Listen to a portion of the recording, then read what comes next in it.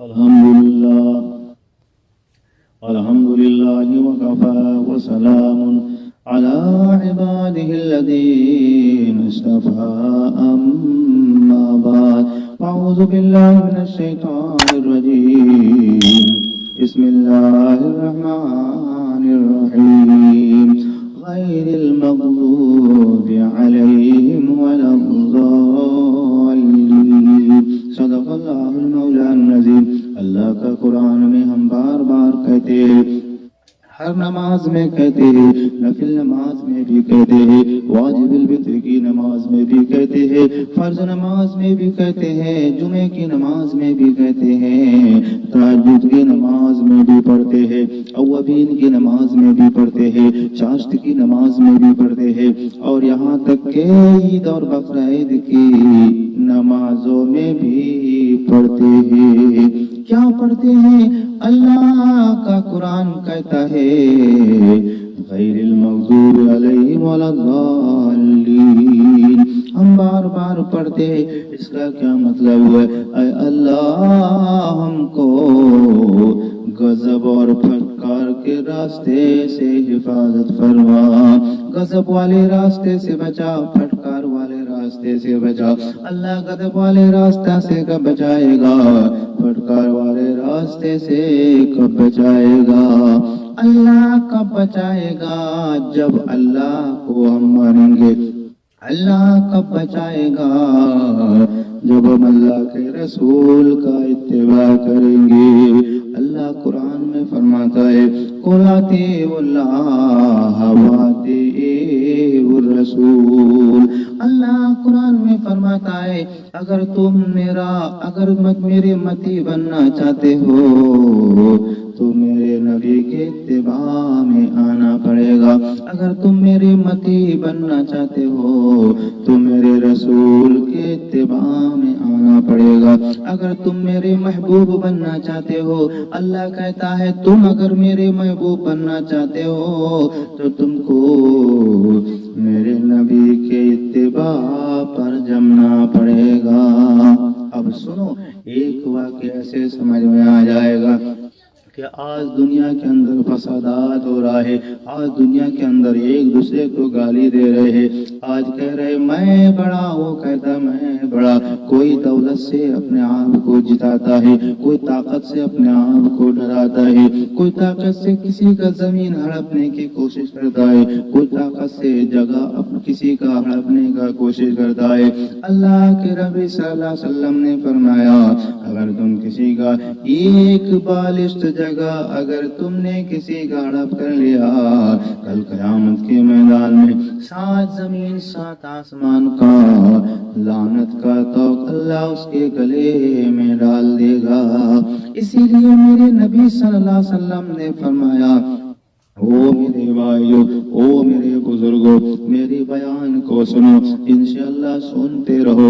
آئندہ بیانات میں آپ کے سامنے لے کر آؤں گا، طرح طرح کی بات آپ کو بولوں گا، نبی کا فرمان کو بولوں گا، اللہ کا حکموں کو آپ کے سامنے پیمال کروں گا۔ اب سنو، ایک نقطہ سے انسان اللہ تک پہنچ جاتا ہے، ایک نقطہ سے انسان اللہ سے دوری ہو جاتا ہے۔ وہ کیسے؟ ایک آدمی ہندوستان سے سعودی عرب کو گیا، نبی کے روضے پر گیا، نبی کے شہر میں گیا، میرے نبی کی پیدائش مکہ میں ہوئی ہے اور ان کی وفات مدینہ میں ہوئی ہے، جہاں پر میرے نبی آرام فرما رہے ہیں۔ اور روم حضرت عائشہ صدیقہ کا روم تھا۔ وہ عائشہ کون ہے؟ ابو بکر صدیق رضی اللہ عنہ کی بیٹی تھی۔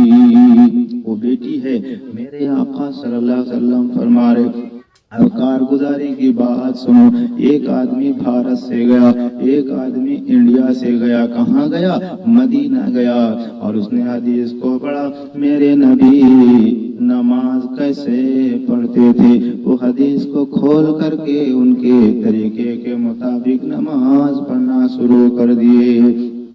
وہ آدمی نے کیا کیے، وہ شخص نے کیا کیے، میرے نبی نفل کی نماز کیسے پڑھتے تھے وہ کتاب دیکھ کر پڑھے اور اسی طریقے سے پڑھنا شروع کر دیے۔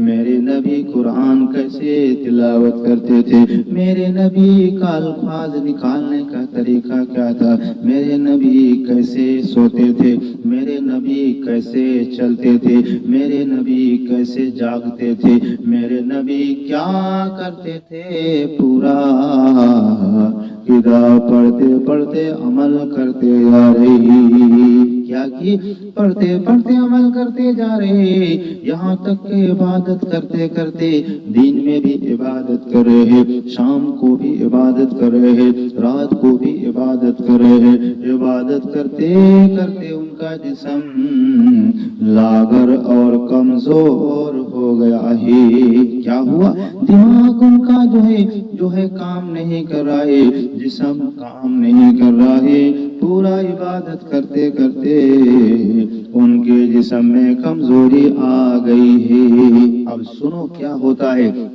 اسے جب ہو گیا انہوں نے کیا کیا، دودھ تھوڑا رات میں رکھوں اور تہجد کے وقت میں جب دودھ پہلے پی لوں تاکہ میری عبادت میں سرور آ جائے، میری عبادت میں طاقت آ جائے، میرے عبادت میں اطمینان آ جائے۔